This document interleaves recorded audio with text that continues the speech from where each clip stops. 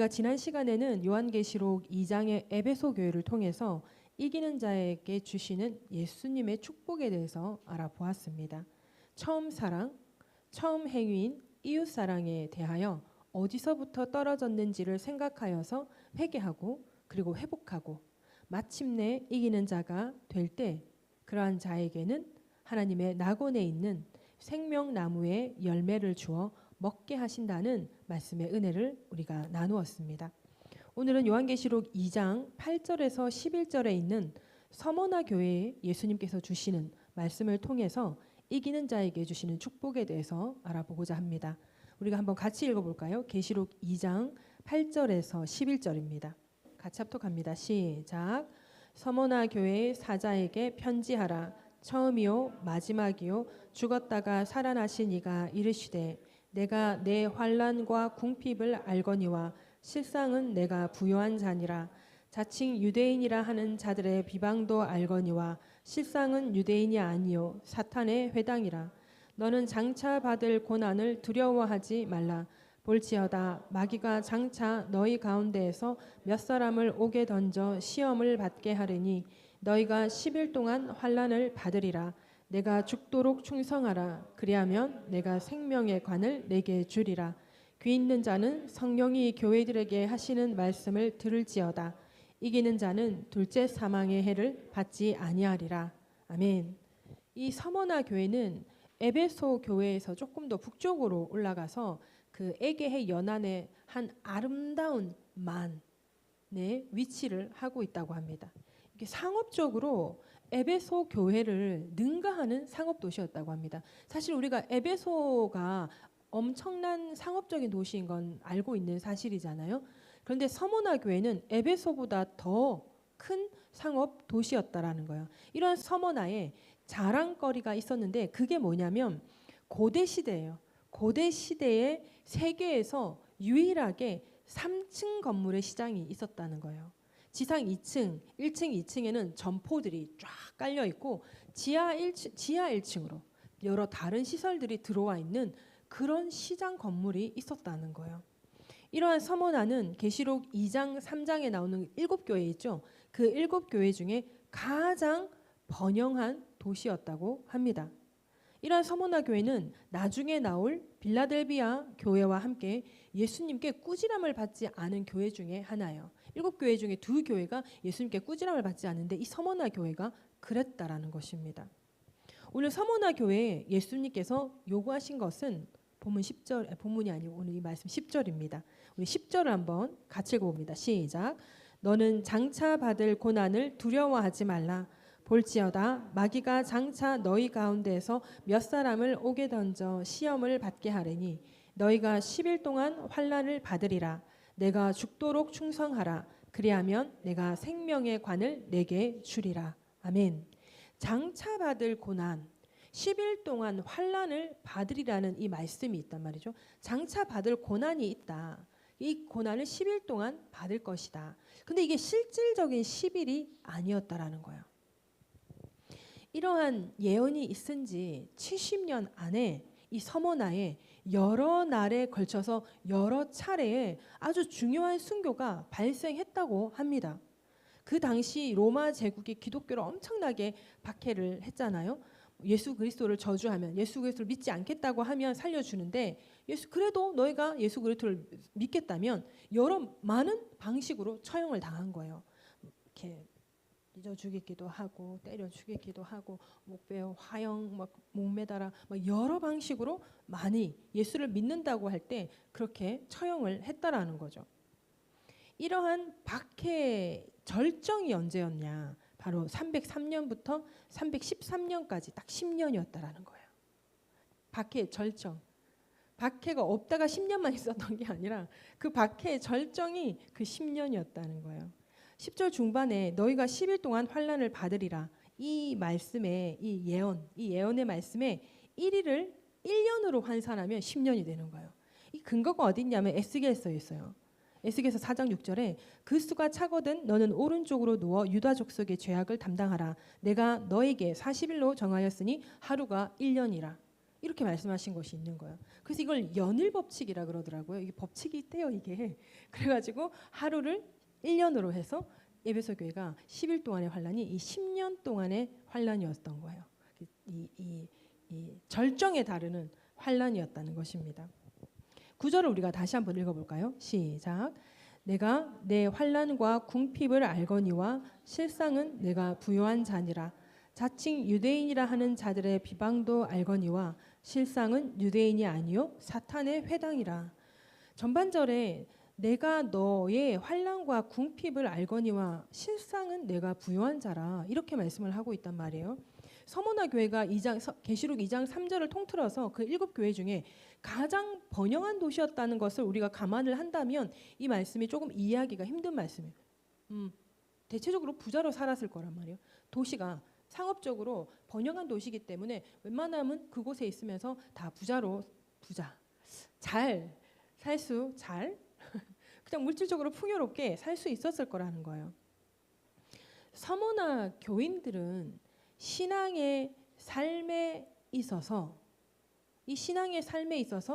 극심한 환난과 박해의 위협 중에 있었다는 거예요. 그러니까 내가 내 환난과 궁핍을 알거니와 여기서 이 환난과 궁핍은 서머나 교회의 이 박해, 환난과 이 어려움과 오늘 말씀에서 궁핍함, 그러니까 이 신앙의 삶의 궁핍함 이것을 안다라는 것이죠. 사실 우리가 진짜 부자는 물질의 부요함을 가지고 있는 것보다 마음이 부요한 사람이 진짜 부자라는 말이 있거든요. 아무리 많은 것을 가진다 해도 마음이 평안하지 못하면 그 물질이 아무 쓸모가 없다라는 거예요. 근데 물질이 많이 있지 않다 할지라도 마음이 부요한 자, 마음이 평안한 자는 아주 좋은 삶, 평안한 삶을 살 수 있게 된다는 것이죠. 그것이 진짜 제가 경험했던 예전 시절에 돈을 벌던 그 시절의 그 마음이었어요.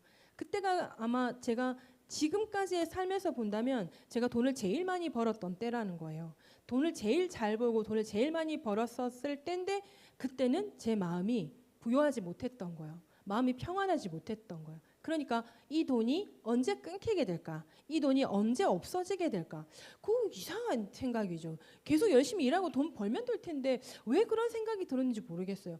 돈을 갑자기 너무 많이 벌어서 그런지 이렇게 돈을 많이 벌지 못하면 어떡하지? 라는 생각이 드는 거예요. 차라리 처음부터 조금씩 벌면서 올라갔다면 그런 마음이 없을 수도 있을 것 같은데 갑자기 많은 돈을 벌다 보니까 계속 이 많은 돈을 못 벌게 되면 내가 누리다가 누리지 못하는 것들이 생기잖아요. 그러다 보니까 이만큼의 돈을 못 벌면 어떡하지? 이 돈이 내 은행 잔고가 없어지면 어떡하지?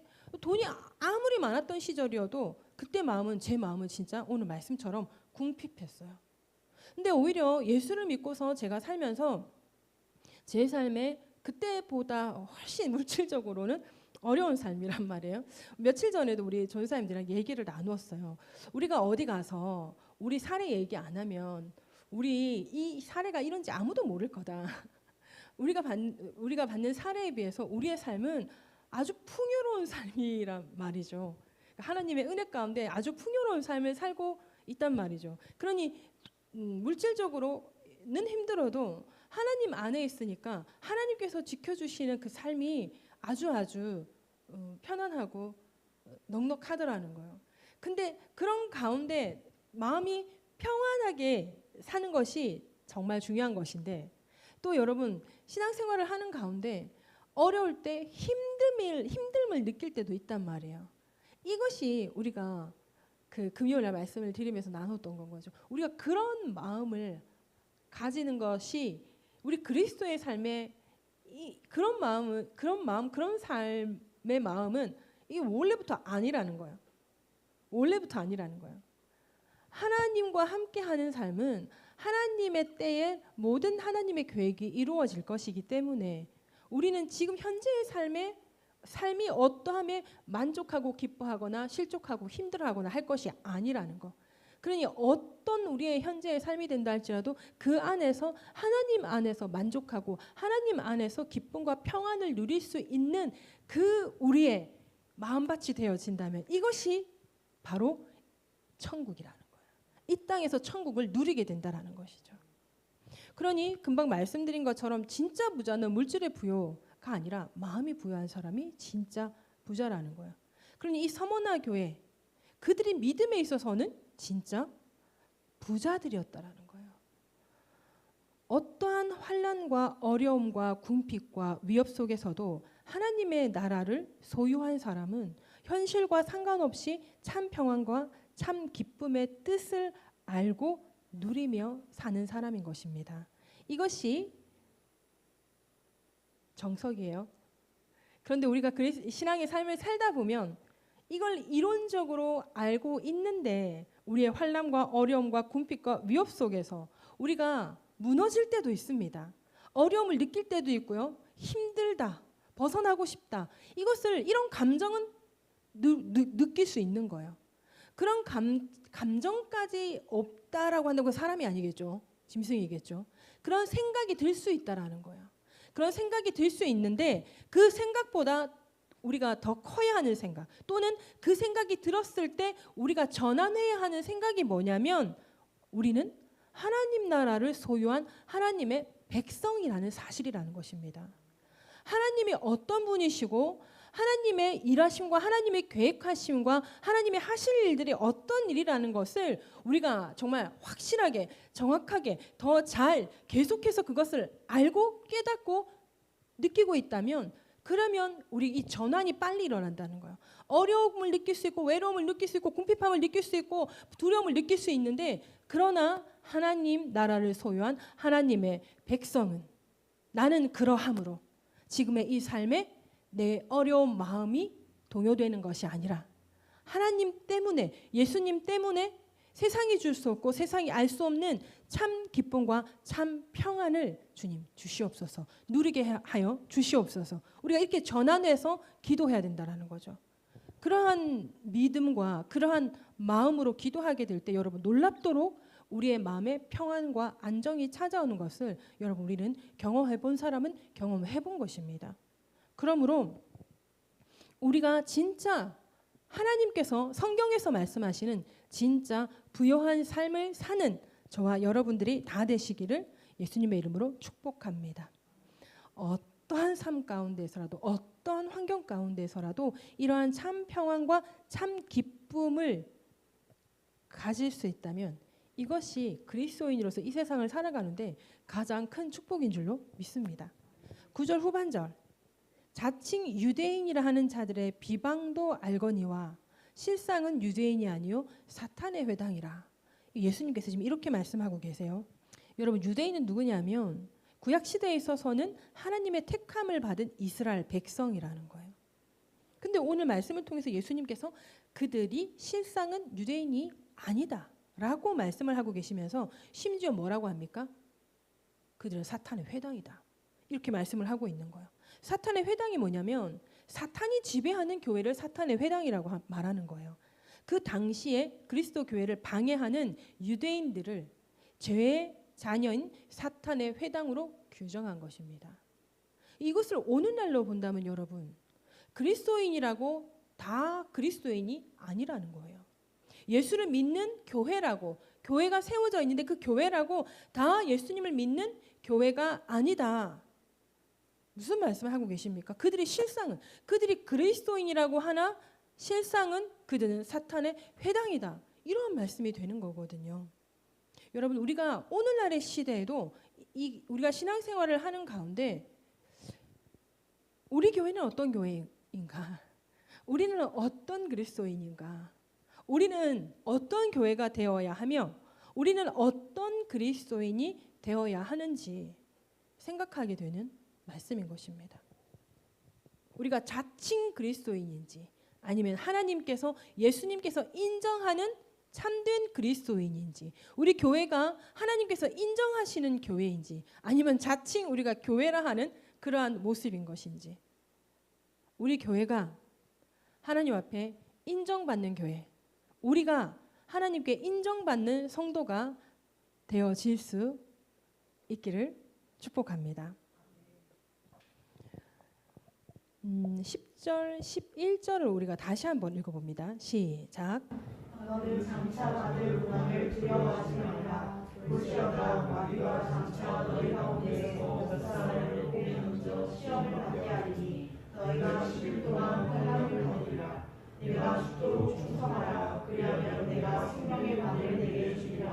귀 있는 자는 성령이 교회들에게 하시는 말씀을 들을지어다. 이기는 자는 둘째 사망의 해를 받지 아니하리라. 환난과 궁핍과 박해와 심지어 교회라고 하는 사탄의 회당, 이러한 방해 속에서도 오늘 이 말씀을 우리가 보아야 한다는 거죠. 아까 말씀드렸던 예언상의 1일을 1년으로 환산하는 연일 법칙으로 볼 때에 박해의 절정이 303년부터 313년이 딱 되었을 때, 313년이 되었을 때 그때 콘스탄티누스 황제를 통한 밀라노 칙령이 이루어지게 되죠. 그래서 어떻게 해요? 그리스도교가 인정을 받게 됩니다. 그렇게 되면서 그리스도인들이 종교의 자유를 얻게 돼요. 그때 박해가 드디어 끝이 나게 됩니다. 10일 동안 환난을 받으리라. 네가 죽도록 충성하라. 그리하면 생명의 면류관을 내게 주리라. 서머나 교회가 마침내 이겨내고 극복하여 승리한 것이 그때가 바로 박해의 끝이었다라는 거죠. 10절에 그 끝에 생명의 관이라고 되어 있잖아요. 생명의 관을 너에게 주리라. 이 관은 헬라어로 스테파노스라고 합니다. 그래서 왕관이 아니라, 이 머리에 쓰는 금관, 왕관이 아니라 이거는 승리한 사람에게 주는 화관, 면류관이라는 거예요. 승리자에게 주는 건 거예요. 그러니 우리에게 생명의 관을 준다라고 하는 것은 신앙의 경주에서 승리한 우리에게 하나님께서 면류관을 씌워 주신다는 거예요. 화관을 씌워 주신다라는 것입니다. 디모데전서 6장 12절에 믿음의 선한 싸움을 싸우라. 영생을 취하라. 이를 위하여 내가 부르심을 받았고 많은 증인 앞에서 선한 증언을 하였도다. 이 믿음의 선한 싸움을 다 싸운 그리스도인들이 바로 우리가 신앙의 경주를, 믿음의 선한 싸움을 다 싸우고 난 다음에 우리는 어디에 서죠? 백보자 심판대 반드시 서게 된다라는 거예요. 이 백보자 심판대에 반드시 서게 되는데 이때 받는 것이 바로 이 생명의 면류관이라는 거야. 그래서 이 귀 있는 자는 성령이 교회들에게 하시는 말씀을 들을지어다. 이기는 자는 둘째 사망의 해를 받지 아니하리라. 사람이 태어나서 한 번은 무조건 죽게 돼 있는 거예요. 물론 예수 그리스도께서 재림하실 때 죽지 않고, 어느 한 세대는 죽지 않고 예수님 재림하실 때 들림을 받는 사람들도 있는데, 그런데 그렇지 않은 세월 동안에는 우리가 이 육신이 늙어서 한 번은 죽게 되어 있다라는 거야. 한 번은 죽게 되는데 이 죽은 사람도 살아있는 사람도 예수님께서 재림하실 때 그때 백보자 심판대에 설 때 그때가 바로 둘째 사망인데, 이 생명의 관을 받는 이기는 자들은 둘째 사망의 해, 둘째 사망은 지옥으로 떨어지는 건데 이 지옥으로 떨어지는 해를 받지 않는다라는 말씀인 것입니다.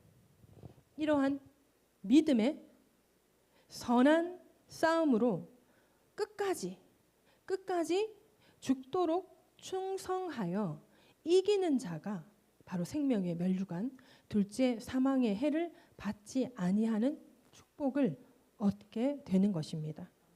앞으로의 우리의 신앙의 삶이 바로 이와 같아야 한다는 것입니다. 우리의 신앙심을 우리가 잘 지키고 우리의 신앙의 삶에 어떠한 방해와 비방과 심지어 박해가 있겠지요.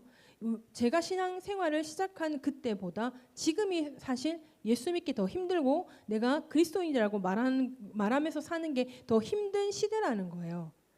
박해와 비방과 이 방해, 예수를 믿는, 교회를 다니는 이 삶의 방해는 앞으로 점점 더 심해질 것입니다. 죽도록 충성하는 신앙의 삶을 살게 될 때에, 마침내 이기는 자가 될 때에 우리도 마침내 생명의 면류관을 얻게 될 것이며 우리도 둘째 사망의 해를 받지 아니하게 될 줄로 믿습니다.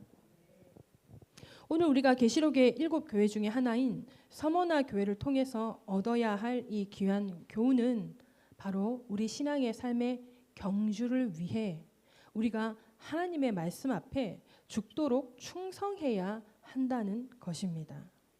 성경을 통해서 예수님께서 우리에게 말씀하시는 것이 우리가 하나님의 말씀 앞에 죽도록 충성해야 한다는 것입니다. 죽도록 충성하라. 이거 사실 우리가 듣기 좋은 어감은 아니거든요. 막 죽도록 충성하라 그러면 막 너무 막 힘들고 죽기까지 힘들 것 같잖아요. 죽기까지 해야 되는 거잖아요. 여러분 신앙의 삶을 제가 살아와 보니까요.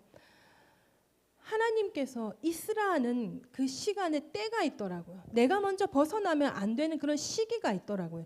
그게 교회 안에서 어느 소모임, 소그룹일 수 있어요.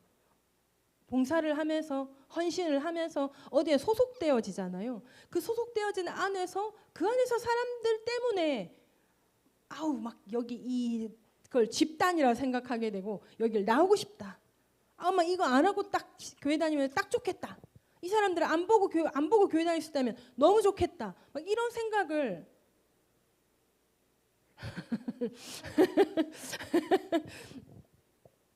저는 해본 적이 있습니다.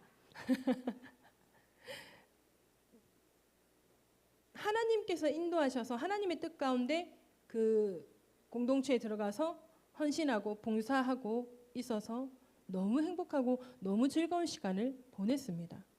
그런데 어느 날 내가 그 공동체에 들어가서 섬기는 것에 아주 기뻐하고 반겨주던 그분을 통해서 박해가 오는 거야.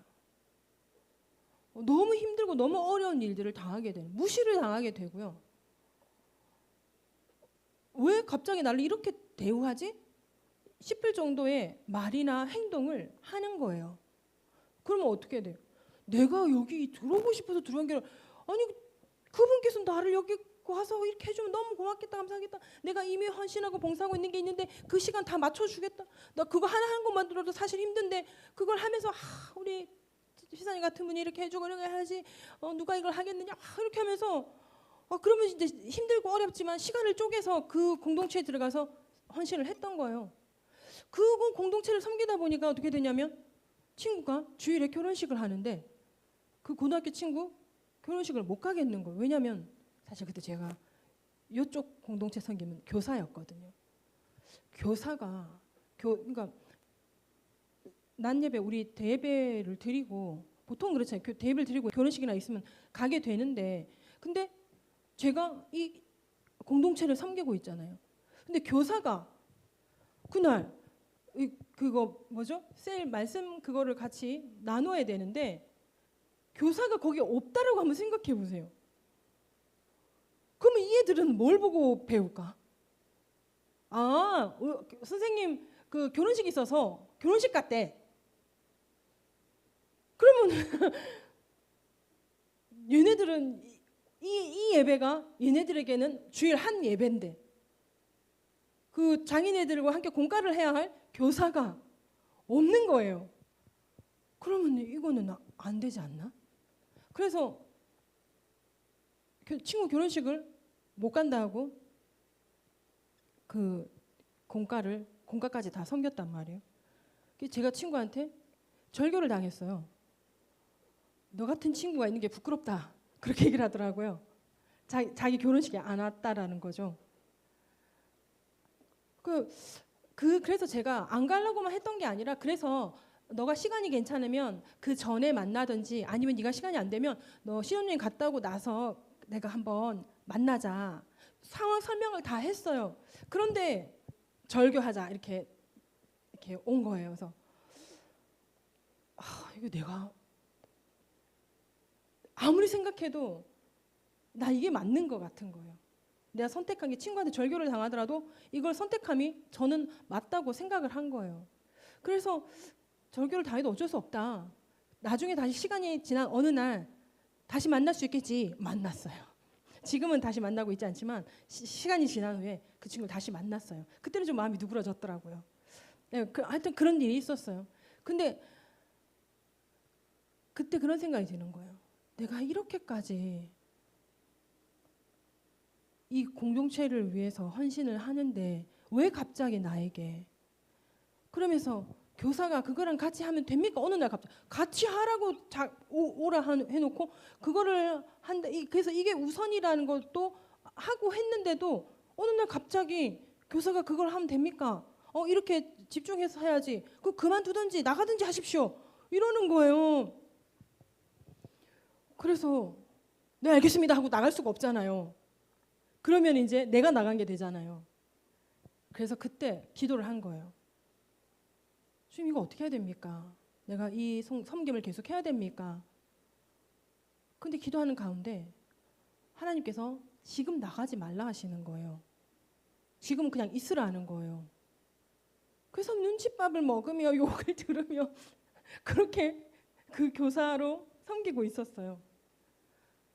그러던 어느 날 하나님께서 그분을 먼저 나가게 하시더라고요.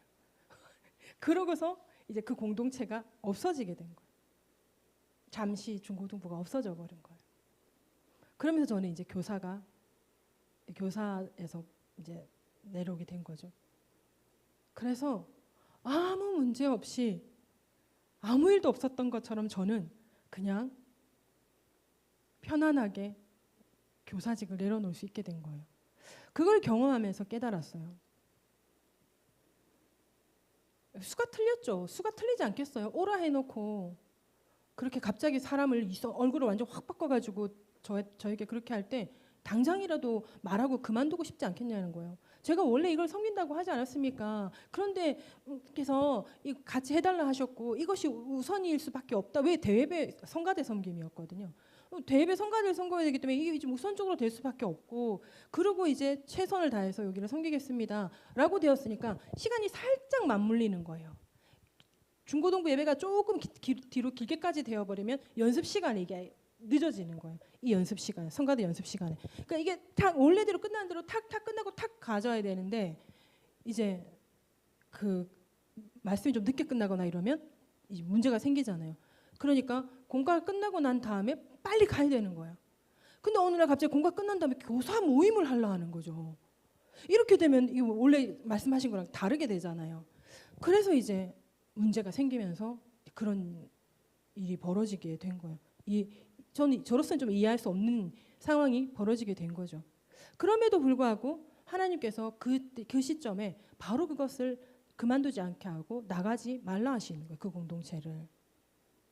근데 하나님의 때에 그게 그냥 없어져 버리니까 아무 문제가 없게 되어버린 거예요. 만약 제가 그때 그 상황 가운데 수가 틀려서 그걸 그만두게 됐다면 저는 그분의 입방에 엄청나게 오르내리면서 소문이 아주 이상하게 났을 거예요. 교사 섬기다가 이상한 소문으로 그만두게 되는 그런 상황이 되었을 거라는 거죠. 이런 경험을 몇 번을 하게 되더라고요. 하나님의 때까지 그곳에서 섬기고 있어야 하는 게 몇 번이 되더라고요.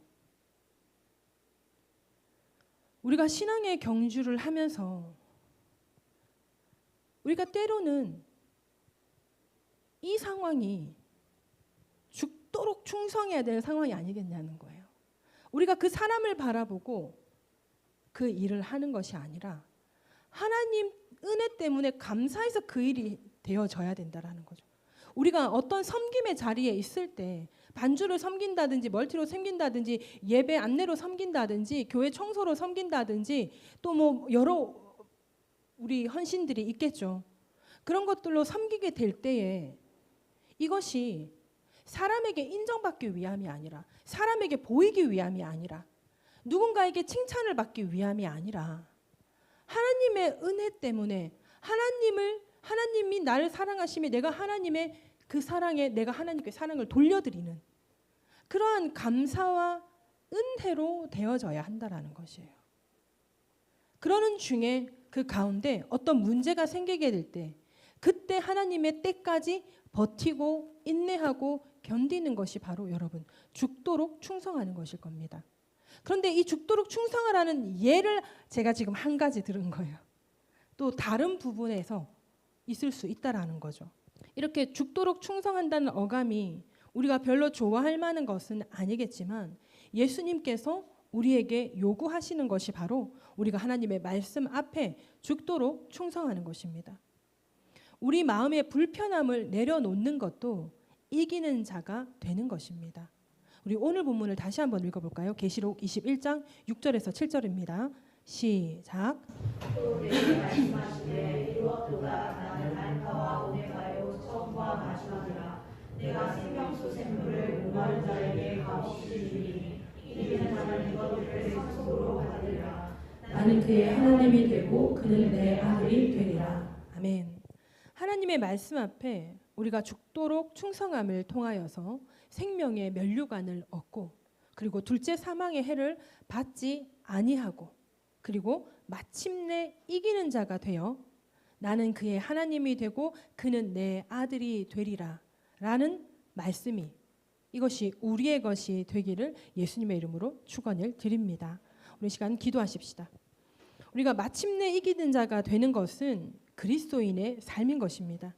그리스도인의 삶은 하나님의 말씀 앞에 죽도록 충성해야 하는 것입니다.